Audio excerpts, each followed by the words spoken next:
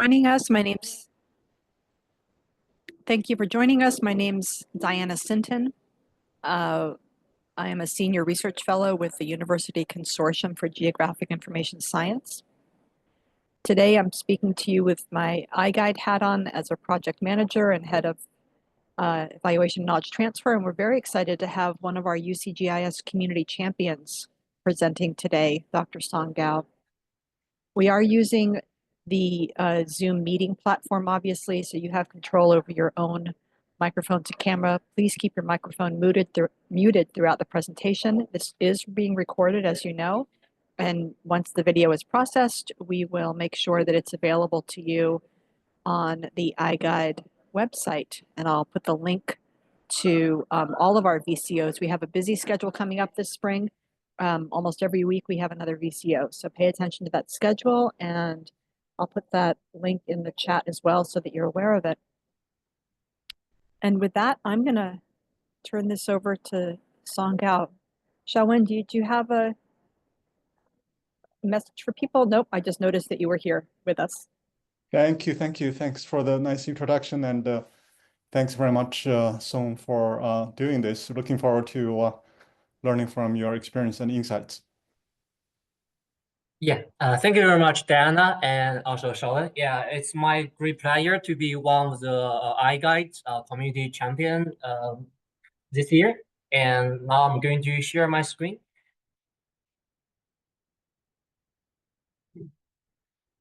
So can everyone see my screen? Okay. Yes. Yeah. Okay. Thank you. Today I'm going to talk about one project about the GeoAI-enhanced community action on spatial networks using graph embeddings. And right now, I'm happy to share that this has been transferred to the iGuide platform, so everyone can use it. So I will share more detail later. And before that, I just want to quickly go through, what those algorithms are about and what kind of problem or spatial problem they're trying to address. And this is a joint work with my 3 students, Yunlei, Jiawei, and Wen. So I just want to acknowledge their great contribution. And as we know that a lot of geographic phenomena, they can be modeled as spatial networks in which the nodes represent the geographic locations or regions, and then the edges represent the spatial interactions between the nodes. It could be the human movements, such as travel flows, can also be information, interaction, or can be the social interaction, such as, the friendship network. And those representation, they actually having those underlying, relationships about, for example, the interaction intensity, as well as the geography adjacency or the distance relationships. So we can model those, concepts in the spatial network. So for one of their algorithm apply on networks is called community action. The aim is to detect the densely connected nodes and to identify those underlying network structure, and such that we understand, okay, certain groups that are more close to each other. And the classic modularity-based methodology in this area, they mainly rely on the edge information.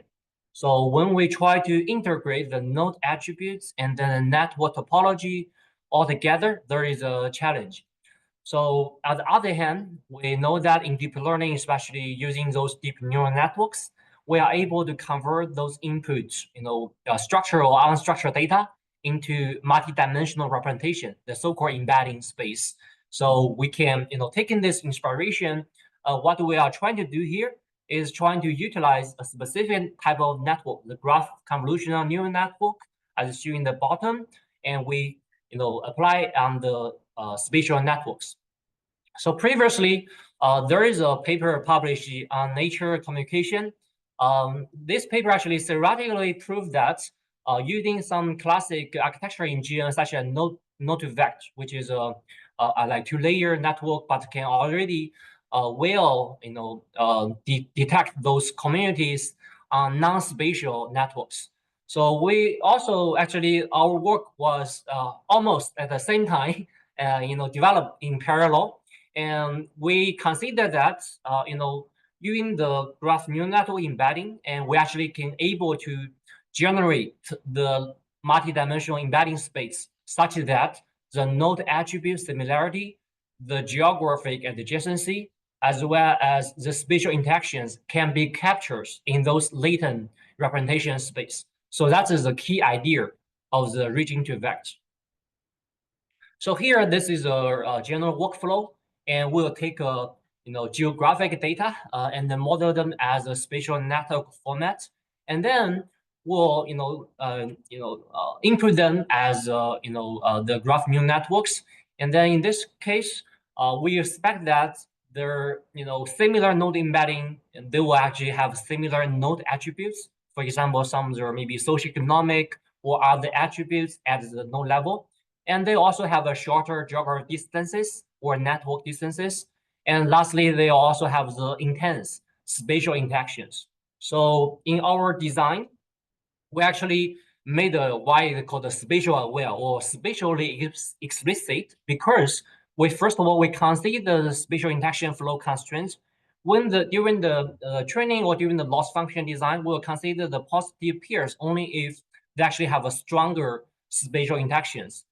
As well as the geographic distance or the network distance, we actually will, based on the formula design, we will push further away those distant nodes and also join those closer nodes together in our loss design. So this is as demonstrated in our loss function. So which means that we actually, by changing those loss function, we make this model spatially aware or spatially explicit.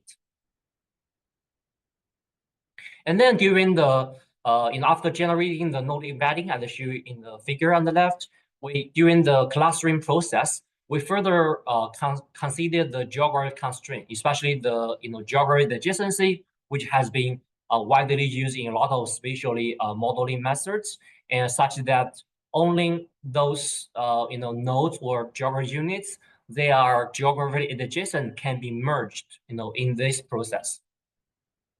And during the evaluation, we also consider different attributes, because in this algorithm, we consider both node similarity as well as the spatial interaction. So this is why our metrics, we need to consider both. So this is why we actually came up with one called a synthetic score, such that we multiply like the interaction flow, ratio, also the node similarity together. And that is in the last column. And in this table, you can find out, although by looking at either node similarity or the interaction flow, this algorithm may not get always the best performance. But when we consider both, all those region to vector methodology, they actually will stand out, because that is the nature of this algorithm. They should consider both the node similarity as well as the spatial interaction strengths. And this also can be visualized in the graph. They also following to the diagonal, which has considered both aspects. And those are some visual graphs, comparing the region to vector to other baseline approaches. Okay, so now I think we can move into the iGuide platform. Let me. So for those of you following along, I'm going to use the iGuide platform now, and you could do this in real time, but actually I encourage you to watch what he's doing as he demonstrates this, in case you just haven't perhaps logged into the iGuide platform before. Again, you are welcome to work on it concurrently, I believe, and the link is there now in the chat, but you also might have a successful experience if you watch it done now and then try it on your own a little bit later. Yeah, thank you, Dana. So now I'm going to click this notebook.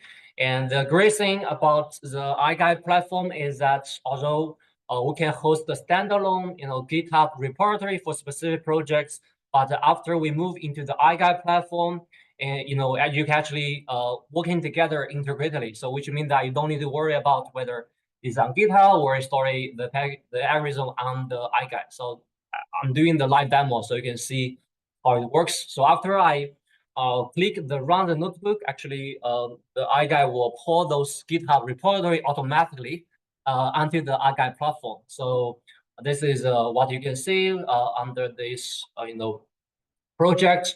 You will see the how we organize the code, the data, and then the results.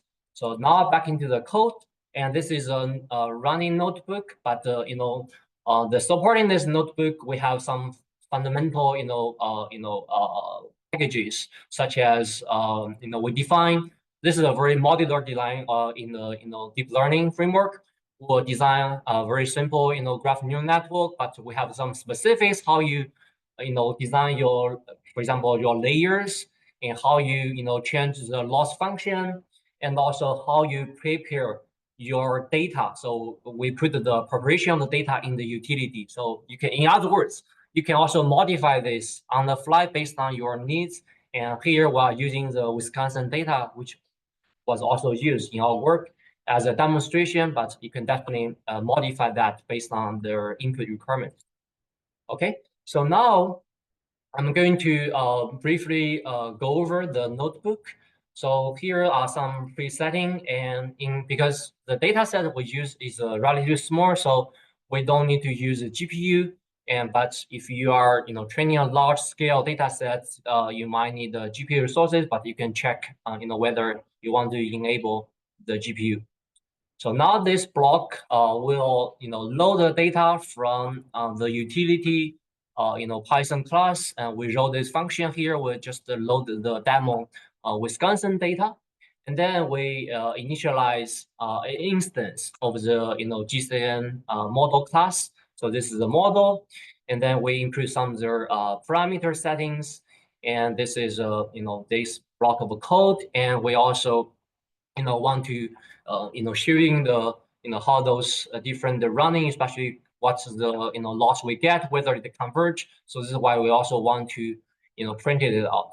So let me actually run this such that we can do this on the fly, but you'll get exactly the same result as shown in the notebook. Okay, it's actually the presetting is very quick. Now let's us loading the data.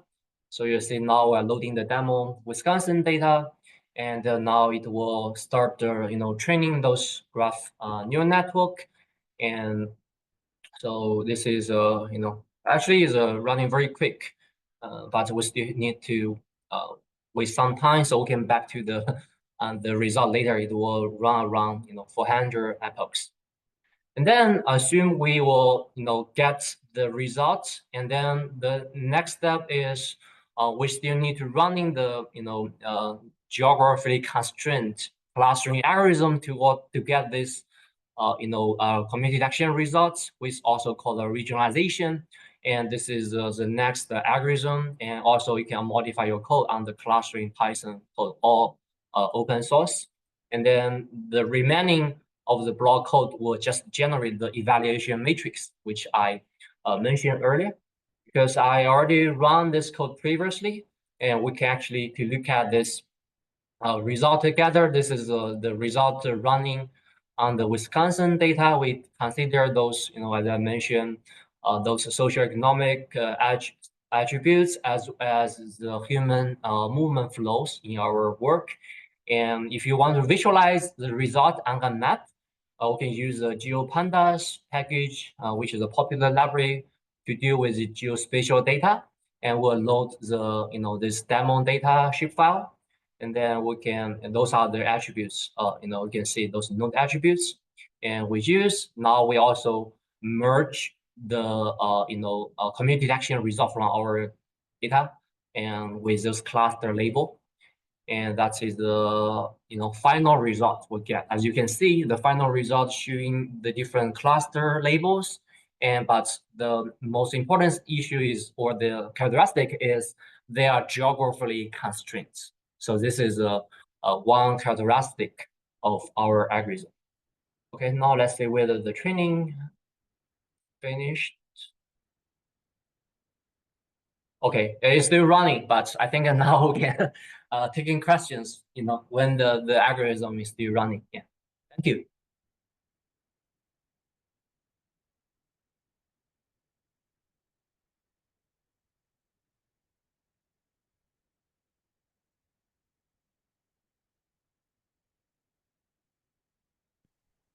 Any question or comment? Can I ask a question?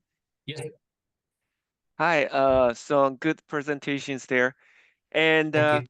I'm just wondering for your analysis there, could you explain a little bit the result there? So kind of have a sense, what this method, what unique results this method actually can get, comparing with the more traditional methods for clustering there.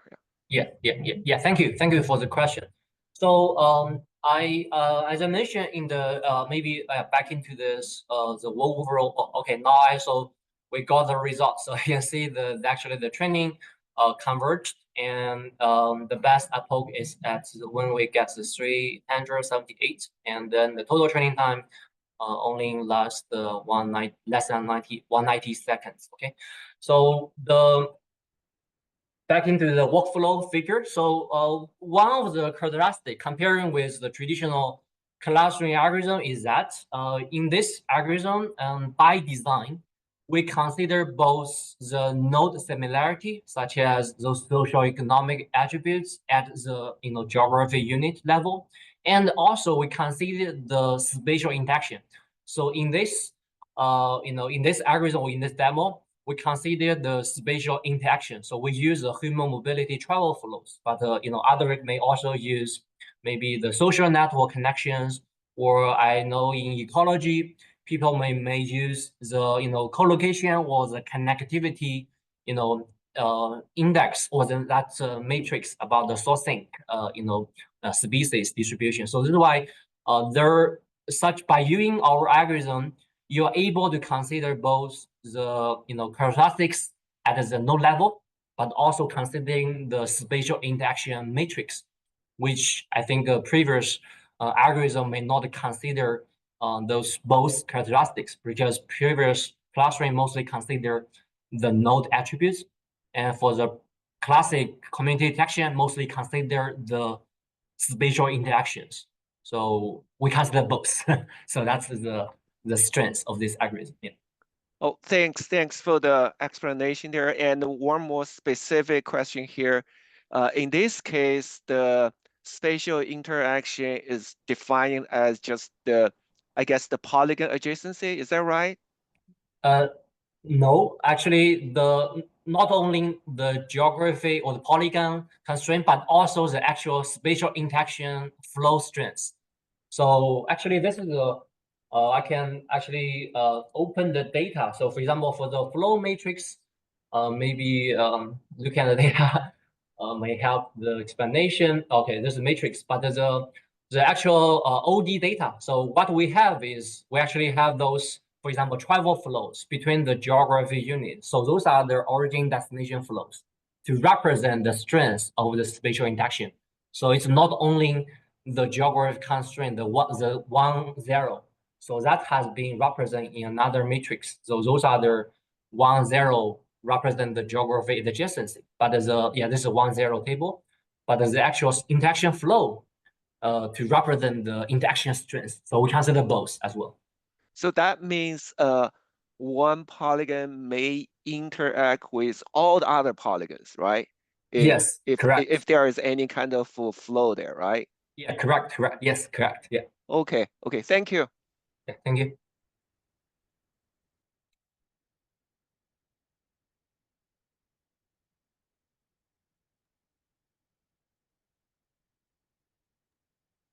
So Oh, go ahead, I'm sorry, John. Shawan. I was just going to say there are a couple of questions here in the chat Okay. that we might be able to Yeah. respond to. Okay. Yeah, and Professor Wang, yeah. Yeah, I was going to mention the same thing. That was Okay. one presentation. I also want to echo that. Are you able to see the questions from the chat, or do you want me to read out? Yes, I can. Yeah. Okay. The first question is, I noted that it stated that the GPU was not available, but this type of machine learning run much faster if it was. This for this small scale, and there is not much difference. But assuming if you run a large scale, then yes, that's the same to other deep neural networks. But I think this part maybe I don't know whether Alan, Anand, or other iGuide colleagues can comment, about this from other, use cases. Yeah, thanks, Song. I could quickly say something along these lines. As Song said, for this analysis, clearly is a innovative methodology for demonstrating the power of this new method. It's not really making much difference, but the iGuide platform has access to GPUs, cutting-edge GPUs, through national cyber infrastructure, in particular supported by NSF, and in fact, shown as a community champion, and among others, serving as mentors for this Spatial AI challenge currently being conducted. So there are 9 projects as part of the ongoing Spatial AI challenge are having access to advanced GPUs provisioned as part of the iGuide platform currently Song is showing you. I think another powerful characteristic of the platform is users and scientists, we work with Jupyter notebooks, like the workflows Song's demonstrating to you, really don't need to know about whether the GPUs are used or CPUs are used. These are encapsulated as part of the iGuide platform infrastructure so that when that option is available, the users and researchers, educators should just enjoy the computational power getting provision. Yeah, thank you, Professor Wang. Yeah, Professor, better than me. And the next question is, does the algorithm presume the higher edge values, stronger connections? Yes. I'm just trying in terms of thinking about how one might go define the similarity and complementary measures between the units.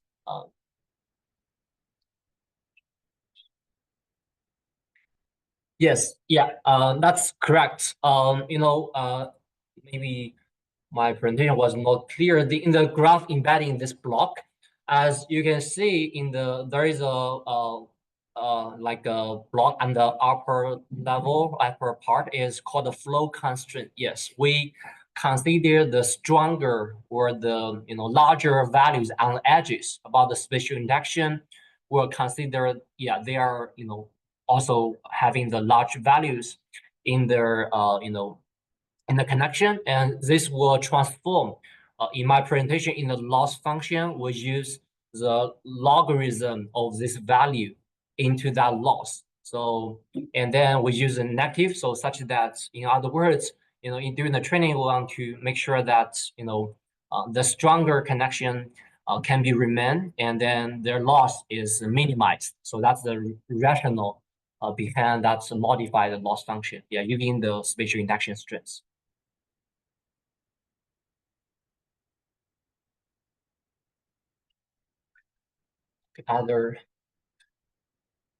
Okay, yeah, I think that's all for all the questions. Thank you for asking.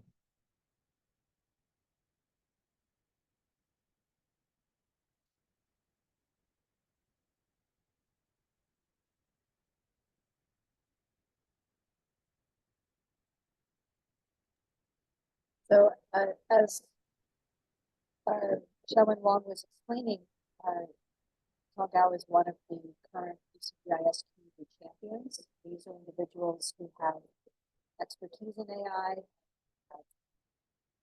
contributed projects that they have worked on through the iGuide platform, and are serving a mentorship role, both in their materials and with their knowledge for the other 8 people who are working on 9 different spatial AI challenge activities.